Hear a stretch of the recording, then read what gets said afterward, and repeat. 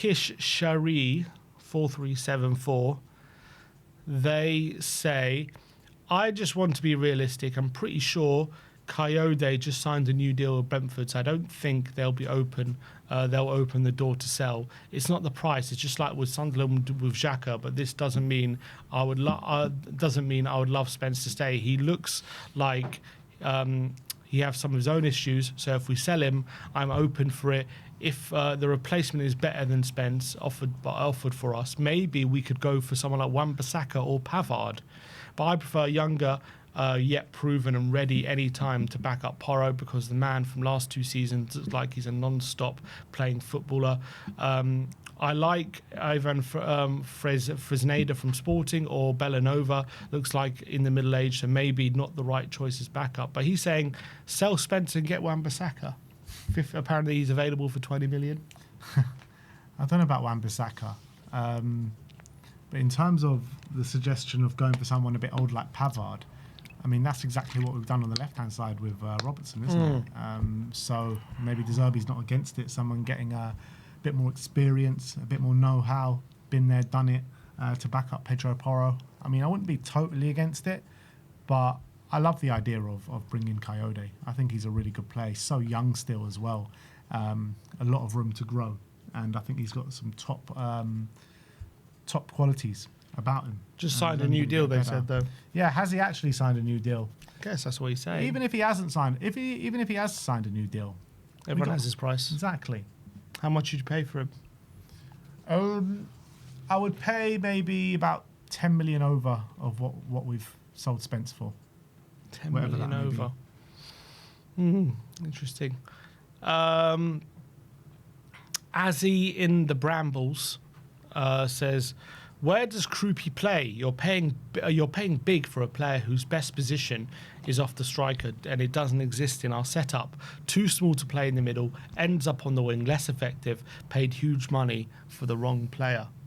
He's got concerns about Krupi. Yeah, I think they're valid. That is a valid concern, because his best performances did come off the striker, and we don't have that position in the squad unless we play him in a 10 and push the 10 up a bit further up, a bit closer to the striker. But I think he can do the job up front, and if we've got pure chance creators on the wings like Savinho, Kudus, Leao, whoever it may be, just feeding Krupi, he's going to finish them off for fun.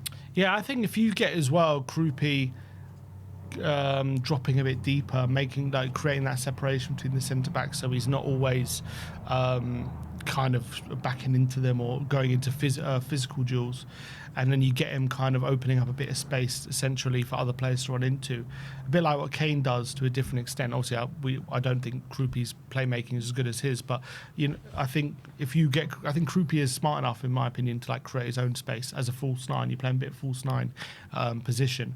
I think he's good enough and smart enough to do that. And then once those space, the thing is with Krupi, what I love about Krupi is he actually doesn't need a lot of space to be effective. You watch some of his goals for Bournemouth, it's literally half a yard snapshot. He needs literally half a second and he can get the goal. He's that good. His finishing is that quick. So I'm actually less worried about. I am a bit worried about him on his own physically. I think there's concerns there, but I do think we can make it work, and I do think he's the kind of player I think De Zerbi would love, because he doesn't need loads of space to be effective, and that's one of his biggest assets.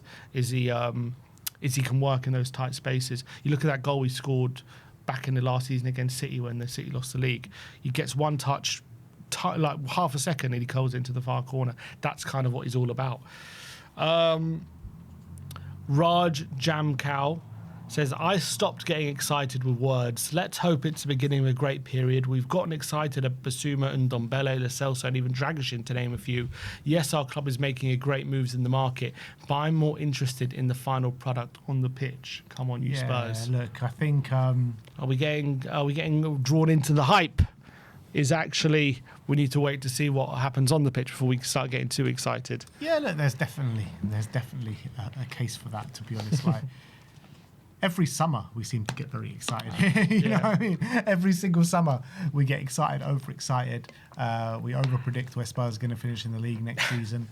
But it does seem a little different this summer. It does seem. And I think, look, if you want to temper expectations, then temper expectations. No one will blame you with what you've been through over the past however many years it's been.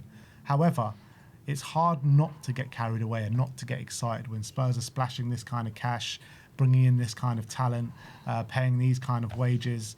It's hard. It's hard not to. But I completely understand anyone that does fall into that category. Also, I guess the difference between the names he mentioned and our signings, a crucial difference, apart from maybe Bissouma, is we're signing Prem-proven players we know are, play very well in this league. Whereas, You mean like Richarlison and Richarlison, Bissouma. But look, I think Solanke.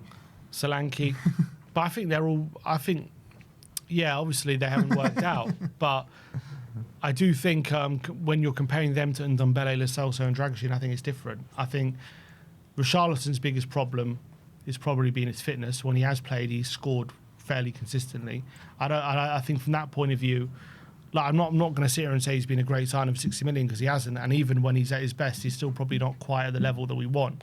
But he still provides a fairly decent kind of base level. Bissouma is a good player. It's just consistency we couldn't quite could never get out of him. But we've seen he can play at this level to a good standard when he's on his game. Solanke is just again injuries. We just haven't been able to get him fit.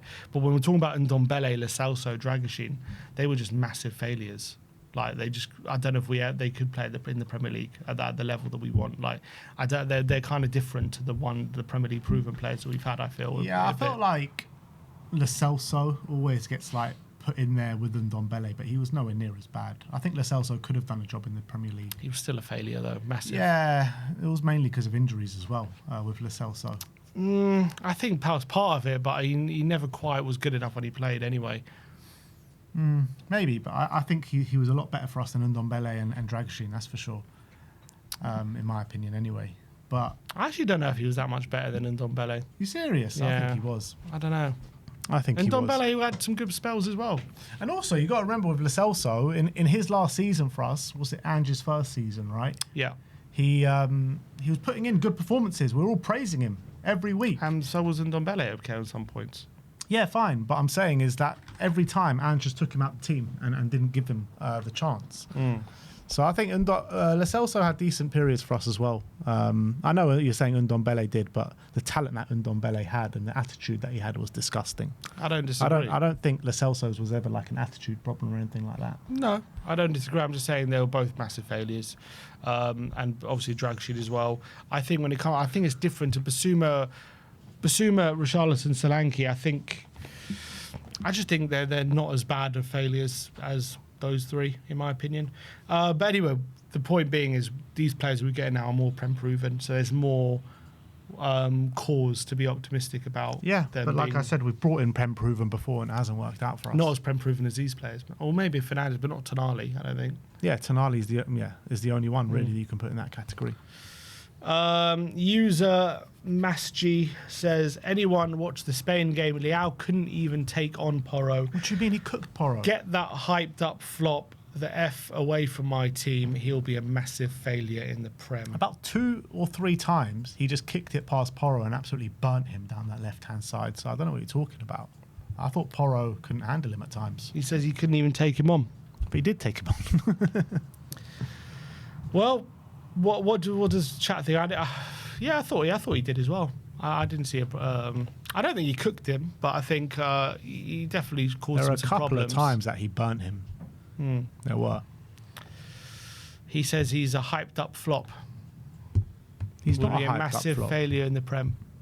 Nah, I just don't disagree. Look, he could be.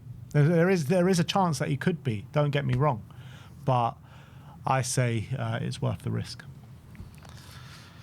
RFS says he joined us. Talking about Tonali, he joined us because we were the only stupid club to pay 100 million for a mediocre midfielder with 2 assists and 2 goals. If United, City, or Arsenal win for him, he wouldn't be signing for us. Don't be fooled. Those clubs were never paying that fee plus those wages a week because he's nowhere near worth it. Sorry, lads. He's talking about Fernandes. He's talking about Tonali. I mean, Man City were in for him. So he says we were the only club stupid enough to pay 100 million. Well, it's true, we were. Not going to say otherwise. I mean, we're overpaying for players because that's what we need to do right now. You know, City and Arsenal. I mean, City overpaid for Anderson. How many goals and assists did he have last season? You know, I hate this argument where you're going for like central midfielders or you're going for certain players and you say he doesn't have enough goals or assists. Like, you could say that maybe for a winger or a striker, but if you're a centre midfielder, that is not your primary target. That's not what you're there for. You're not there to get big numbers, goals and assists. That's like an added bonus if you can do it, and obviously works in your favour if you can do that. But Tonali, that's not what he was in that Newcastle team to do, get goals and assists. That was more, if it was any midfielder, it was Bruno Guimaraes. But this is what I was saying before about these people talking about overpaying, all this kind of stuff. Like, is it really over? I mean, I've been thinking about this. Obviously, when we think about transfer fees and we think how much they're actually worth, it's kind of more of a feeling than actually the market. Because when we talk about, let's say, Tonali, 100 million, what does 100 million get you? Gets you a Vuskovic and a Bergvall, right? What would you rather in your squad? A Vuskovic or Bergvall or Tonali? What are you better off with? You're better off with the Tonali, aren't you? In your starting 11. But that's overpaying as well, Vuskovic and Bergvall. That's the market. So if everyone's overpaying, then everyone is overpaying. Yeah, but then that's the market. So 100%. the market only entails what people are willing to pay. So it's not overpaying then in that sense. Same with Fernandes. Yeah, if Fernandes 85 million, it sounds crazy, right? Would you rather Fernandes or would you rather Vuskovic, Dragoshin, Devine and Vervelis? Would you rather those four or a Fernandes? What's better in your squad? What's more value in your first team? Those four or a Fernandes? I think most people agree. Would United better off signing those four or Fernandes? Obviously Fernandes.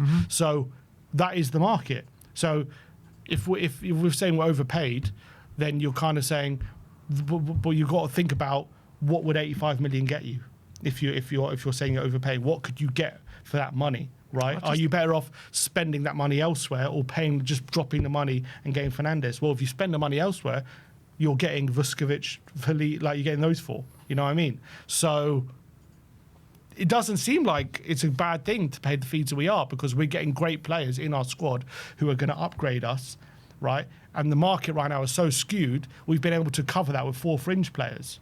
So it makes sense to me. Yeah, look, like I said before, I have no problem with overpaying for players, even if you call it an overpayment. But judging by those metrics, it's not even an overpayment. So I get that, but it's not about how much money we pay; it's how they impact the team. That's what people got to look at. And if he goes and smashes it out for us next season and works really well with Mateus Fernandes, nobody is going to care about how much we paid for them. You know, if they turn out to be flops, then that's when you're going to look back. Oh, we paid 100 million for this guy. But they're not going to flop, in my opinion. Antonio Montana says, why are you getting carried away after being 17th twice in a row? The least the club can do is spend. We haven't even got amazing players, massively overpaid for a player that's been relegated twice in a row, and our keeper issue will rise its head later in the season. No strikers and still have a whole lot list of players to get rid of. This is another ENIC disaster waiting to happen. He ain't convinced, Tony Montana. Tony Montana's never convinced. So I think I just don't get it. I don't get Spurs fans that are not excited right now. I don't get Spurs fans that are being like, why are we overpaying? Why are we doing? Isn't this not what we always wanted? Like Spurs to go splurge in the transfer market, break that wage structure, finally break the get someone above 60 million that's actually worth our salt and gets into our team hands down. Like, they're miles better than what we got. Like, what do Spurs fans actually want? What do these guys actually want? I don't know what they want. Just don't get carried away. They want you to stop. Know your place. Don't get carried away. Why can't Spurs fans be happy and be excited about what's to come? Because it all ends up falling flat on our faces. So if it ends up falling flat on our faces, it ends up falling flat. But it doesn't mean that we can't get excited. Trust me, if it ends up falling flat, we're going to be just as embarrassed if we all depressed now and not getting excited than we are. Is this just like people in protection mode? Is that all it is? Pretty much. But does he raise some issues still? You know, the goalkeeper situation could still work against us. We haven't signed any of the forwards yet, which is maybe the most important thing that we need to see. It's the 7th of July. It's true. It's the 7th of July, Could it still be another ENIC disaster then? I mean, anything could be an Enoch disaster, let's be honest. We've been burnt so many times, but I am very much encouraged with the players and the calibre of player that we've brought in to the football club so far. So it's looking different, very different to what it has been over the past 25 years. I think everyone can see that. We will bring in the forward players. The goalkeeper thing doesn't worry me at all. There is a chance it can go wrong, and if it goes wrong, we'll put it right in January or next summer. But Kinski's done enough to deserve that number one spot. So I think everything is building nicely. You know, you didn't see any of this reservations about Liverpool last summer, and they were just like complete scattergun approach, like didn't build a balanced squad at all. We're actually building a balanced squad. True. Bingo Boy says the big spending from Spurs seems a bit crazy to me, really. What happens to all the young players we bought now, like Gray, Bergwijn, Odegaard, and who all did so well under Ange? Looks like the disastrous appointment of Frank and almost getting relegated last season has caused a complete revolution regarding the direction of the club by the owners. He's worried about the future of Gray, Bergwijn, and Odegaard. I guess he's right to be, because right now they're going to be out the door, or they're not. Then we're going in a direction where they're going to be not relied upon like they were previously, which is, I think, the right thing to do. But it would be a shame if all that talent that we invested in just goes by the wayside. Yeah, no, it's true, but we've pivoted the way we want to run the football club now. We're not going to bring in youth and try and rely on youth, and we did put a lot of time into them, and we gave them a lot of minutes, and that was in view in a few years' time they're going to be leading players in the Premier League. But if we already just bring in those leading players that are ahead of them at this moment in time, it's going to be better for us. And if in that case, if you take the money, and then it's still worthwhile, isn't it? It still would have been a success. And people don't see it that way. I feel like they still unless they're, for some reason, with Gray and Bergwijn, and for those two especially, it's like unless they in a few years are starting for us, then these transfers haven't worked out. But as I say, if we get profits on both of them, that's a good thing. That's a success.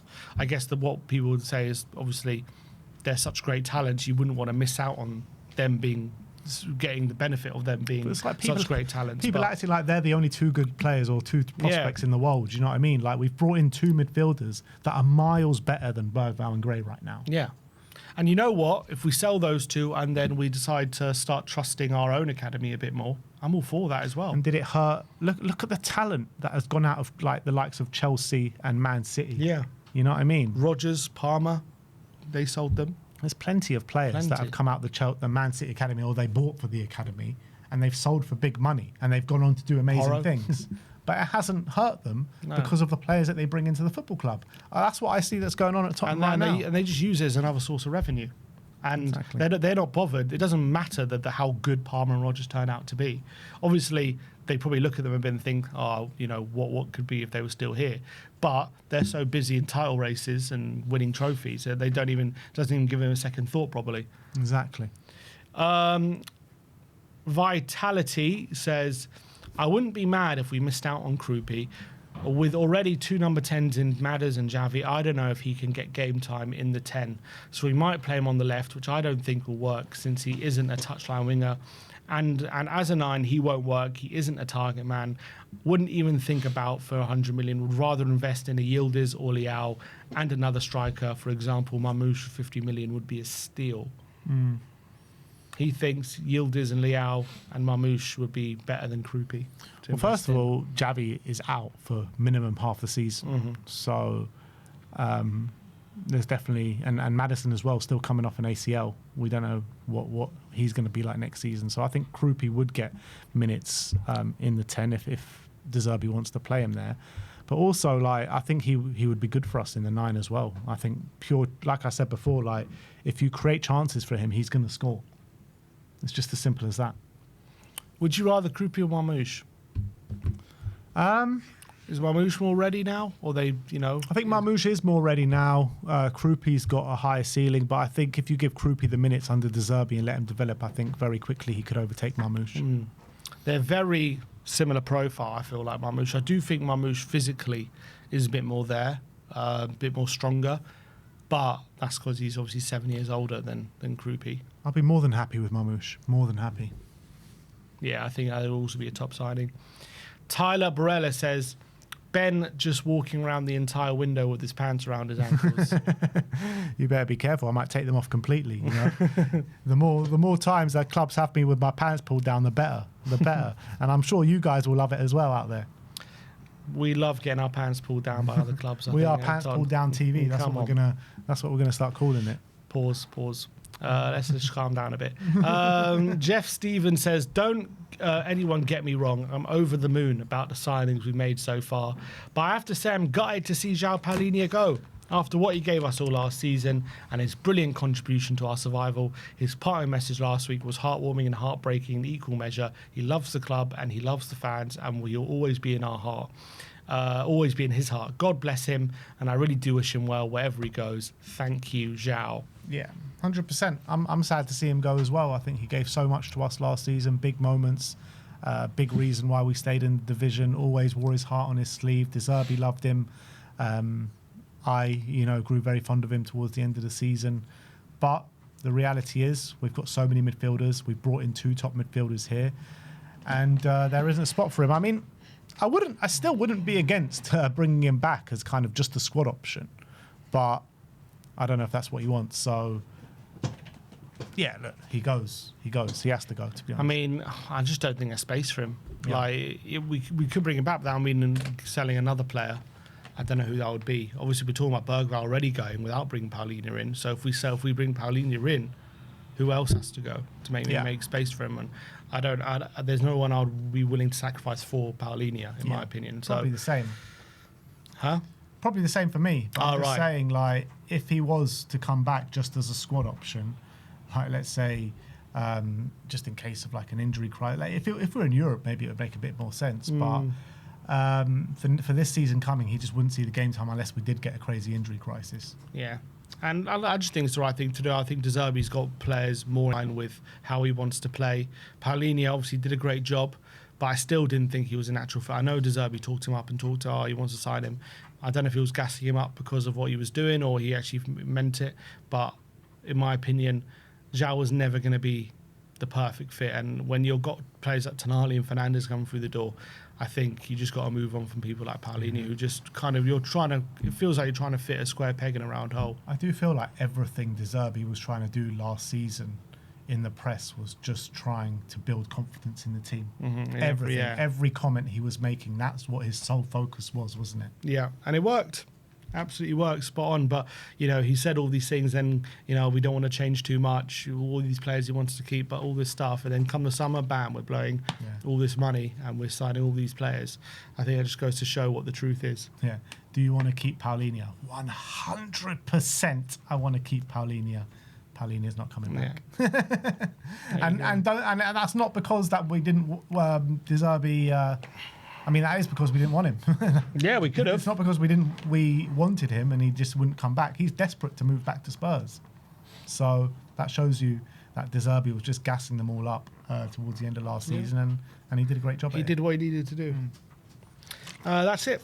All right, those are your comments. Keep them coming. We'll keep reacting. Big up to all of you. We got some super chats.